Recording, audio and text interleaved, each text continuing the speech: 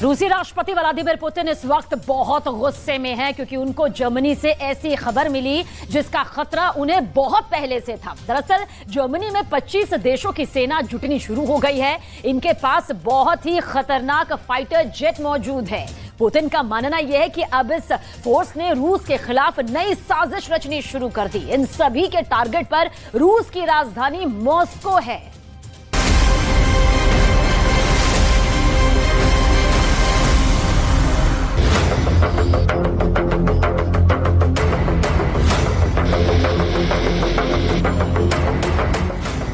एक, दो, तीन, चार, पांच, छह, सात, आठ। ये तो इतने ज्यादा हैं कि गिनना मुश्किल है। इन तस्वीरों को गौर से देखिए, क्योंकि अगर मॉस्को पर हवाई हमला हुआ तो पुतिन के देश पर नाटो की फौज ऐसे ही टूट पड़ेगी। सैकड़ों कमांडो मॉस्को पर ऐसे ही आसमान से उतरेंगे और पुतिन के देश में कहर मचा देंगे। कोई क्रेमलिन पर कब्जा करेगा तो कोई रेड स्क्वायर पर। मॉस्को में चारों तरफ नाटो की सेना होगी। रूस के खिलाफ बाइडेन कैंप की इतनी बड़ी तैयारी पहली बार देखी जा रही है। नाटो की वायुसेना इस वक्त बहुत जोश में है और उसके हमले में रूस को रौंदने की पूरी कोशिश नजर आ रही है।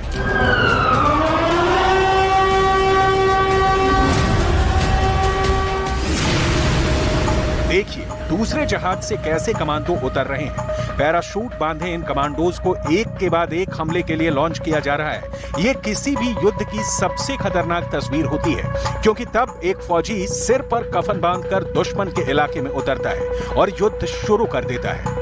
आसमान से उतरती इस किलर मशीन को देखकर किसी भी दुश्मन की रूह कांप जाएगी। ये ऐसी फौज होती है जो कब्जा करने के लिए जान से मार देती है, जो दुश्मन को जिंदा नहीं छोड़ती।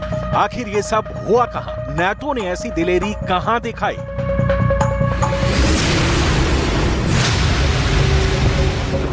ये है जर्मनी का एयरबेस वुन्स्टॉफ एयरबेस और यहाँ युद्धाभ्यास एयर डिफेंडर 2023 ने यूरोप में यूक्रेन से भी खतरनाक युद्ध या कहें कि जैसे तीसरे विश्व युद्ध की तैयारी दिखाई है।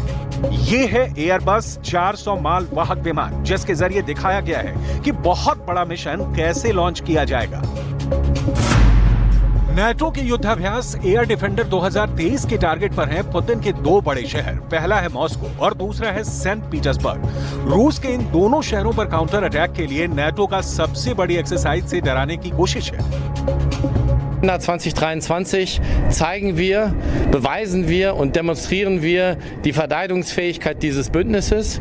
Diese Übung ist im Signal gegen niemanden gerichtet. Es ist ein Signal an uns, an innen gerichtet, in die NATO hinein.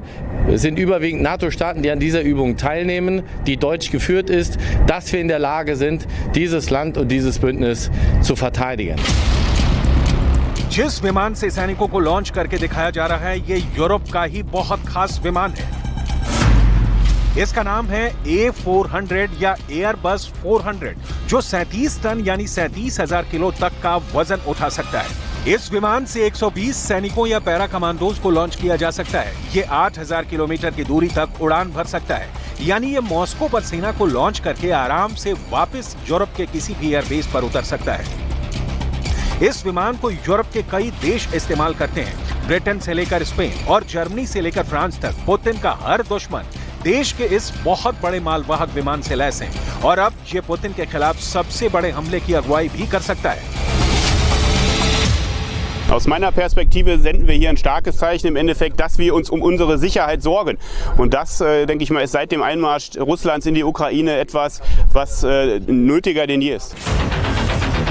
रूस पर हमले के बारे में अब तक नाटो ने सोचा नहीं था, लेकिन यूक्रेन के युद्ध में हुई तबाही के बाद पूरा नाटो डरा हुआ है और उसे लगता है कि पुतिन को डराने के लिए जरूरी है कि आक्रामक नजर आया जाए, नहीं तो पुतिन यूक्रेन की तरफ पूरे यूरोप को भी कच्चा खा जाएंगे। पूरे यूरोप में पुतिन को लेकर दहशत बहुत ज्यादा है, इसमें कोई दो राय नहीं है। ये बात पुतिन और उनकी फौज भी बहुत अच्छी तरह से जानती है। पुतिन के खिलाफ नाटो का मिलिट्री मीटर देखिए। अब तक नाटो का ये डिफेंसिव या रक्षात्मक नीति पर चलता रहा है। यूक्रेन की आड़ में रूस से लड़ता रहा है, लेकिन अब इसके मीटर का कांटा आक्रामक वाले दर्जे पर पहुंच चुका है और एयर डिफेंडर 2023 वाला युद्धाभ्यास इसकी मिसाल है। यही वजह है कि यूरोप से अब बहुत ही खतरनाक फाइटर जेट भी लॉन्च हो रहे हैं। ये वीडियो पुतिन को डरने पर मजबूर कर सकता है, क्योंकि खतरा परमाणु हमले का भी है।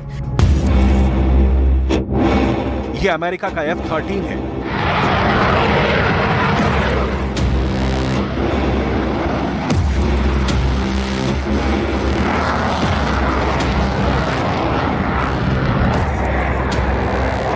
ये स्वीडन का ग्रिपेन है।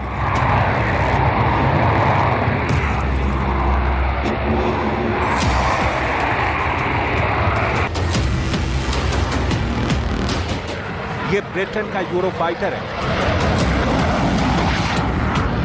यहां जर्मनी का यूरोफाइटर भी है।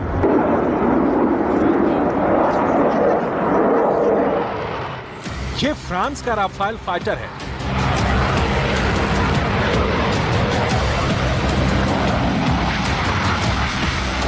ये नॉर्वे का F-18 सुपर हॉर्नेट है।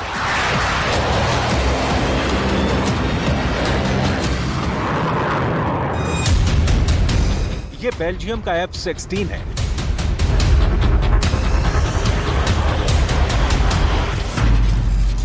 इन सबके टारगेट पर है पुतिन की राजधानी यानी मॉस्को। ये फाइटर हर दिशा से उड़ेंगे और इनके निशाने पर होगी रूस की कैपिटल। रूस पर सबसे बड़ी बमबारी के लिए यूरोप और नाटो की एयरफोर्स पूरी तरह तैयार है। अगर ये विमान रूस की सरहद में घुस आए तो क्या होगा? क्या पुतिन इन्हें रोक पाएंगे या ये मॉस्को पर ऐसी बमबारी करेंगे कि नौबत वर्ल्ड वॉर की आ जाएगी?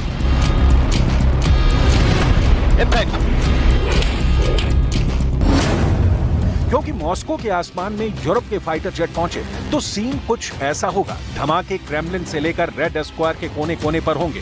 कोशिश पुतिन की सत्ता को पूरी तरह हिलाने की होगी, लेकिन ऐसी बमबारी अगर हुई तो समझ लीजिए कि फिर विश्व युद्ध होने से कोई नहीं रोक पाएगा।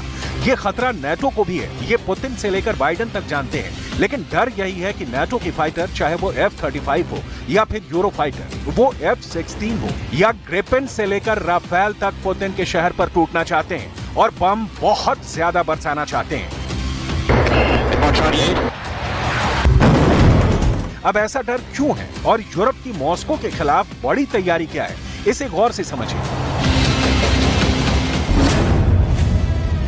नाटो अपने इतिहास का सबसे बड़ा हवाई युद्धाभ्यास करने जा रहा है। नाम है एयर डिफेंडर। इसमें 25 देशों के 250 से ज्यादा जहाज रूस पर हमले की प्रैक्टिस करेंगे। इसमें 100 से ज्यादा विमान अमेरिका के हैं। इस युद्धाभ्यास में 2000 से ज्यादा उड़ान भरी जाएगी। इस एक्सरसाइज में 10,000 से ज्यादा वायु सैनिक शामिल होंगे, जिसमें सिर्फ अमेरिका से 2000 स्टाफ होगा। यानी इस पूरे युद्धाभ्यास के पीछे बाइडेन कैंप की साजिश है, ऐसा पुतिन का मानना है।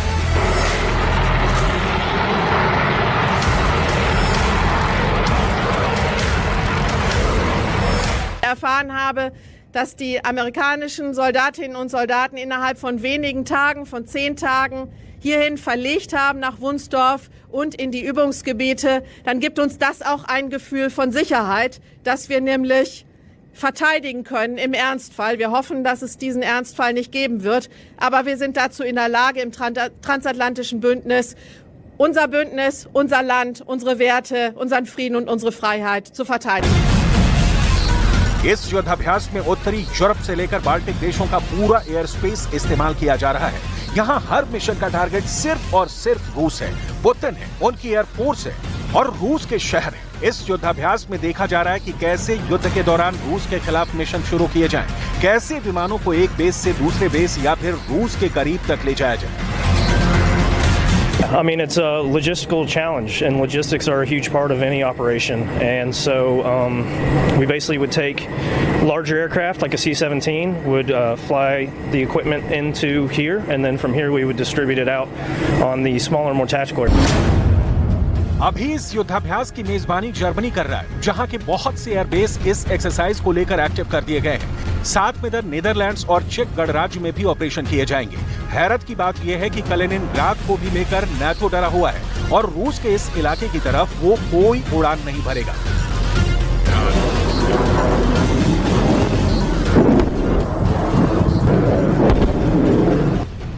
अब युद्धाभ्यास की कुछ खामोश तस्वीरें देखिए जिनमें बहुत ज्यादा आग है। ये KC-135 टैंकर है जिससे अमेरिका और बाकी नाटो के लड़ाकू विमानों में ईंधन भरा जा रहा है ताकि ये लंबे मिशन के लिए तैयार हो सके। नाटो में शामिल देशों ने रूस विरोधी गुट को इसलिए चुना क्योंकि वो पुतिन को बड़ा खतरा मानते हैं और रूस के खिलाफ मिलकर लड़ने में अक्लमंदी समझते हैं, क्योंकि इसमें कोई भी अकेले पुतिन का मुकाबला नहीं कर सकता। Doing this for a long time. We've been working with our NATO partners many times, and we're going to continue to do so with regard to anything that happens in the world. America का KC-135 tanker विमान इस युद्धाभ्यास का बड़ा हिस्सा है, इसलिए लंबी दूरी के मिशन को अंजाम देने में इसकी अहम भूमिका होगी। देखिए कैसे ये बेल्जियम के F-16 फाइटर जेट की पेट्रोल टंकी भी भर रहा है। इसी पूरी प्रक्रिया को मिड एयर रिफ्यूलिंग कहते हैं। इसके जरिए विमान लंबी दूरी तक ऑपरेशन को अंजाम दे सकते हैं, क्योंकि तब उनके पास बड़े मिशन के लिए पेट्रोल होता है। इसी तरह F-35 स्टेल्थ फाइटर में ईंधन भरा जाता है। KC-135 टैंकर विमान से एक बूम यानी पाइप निकलता है और विमान की बॉडी में उस जगह जाकर फिट हो जाता है जहां पेट्रोल टैंक होता है। ये नाटो या कहें कि पुतिन के दुश्मनों का युद्धाभ्यास है। उनका मकसद साफ है कि किसी भी तरह यूरोप के किसी भी इलाके से उड़कर मॉस्को या फिर सेंट पीटर्सबर्ग तक पहुंचकर बमबारी करना और फिर वापस लौट जाना। ये पुतिन के खिलाफ बहुत ही हिम्मत वाला कदम कहा जाएगा। इसमें कोई शक नहीं कि नाटो का हर कदम रूस के खिलाफ ही उठता है। उसके टारगेट पर रूस ही है। देखा जाए तो पुतिन को डराने के लिए नाटो ने कमर कस ली है। पुतिन की नींद उड़ाने के लिए बाइडेन का गैंग सुपर एक्टिव है। पुतिन यूक्रेन से भाग जाएं और यूरोप की तरफ मुड़कर न देखें, इसके लिए रूस के खिलाफ सबसे खतरनाक एयर अटैक की तैयारी चल रही है।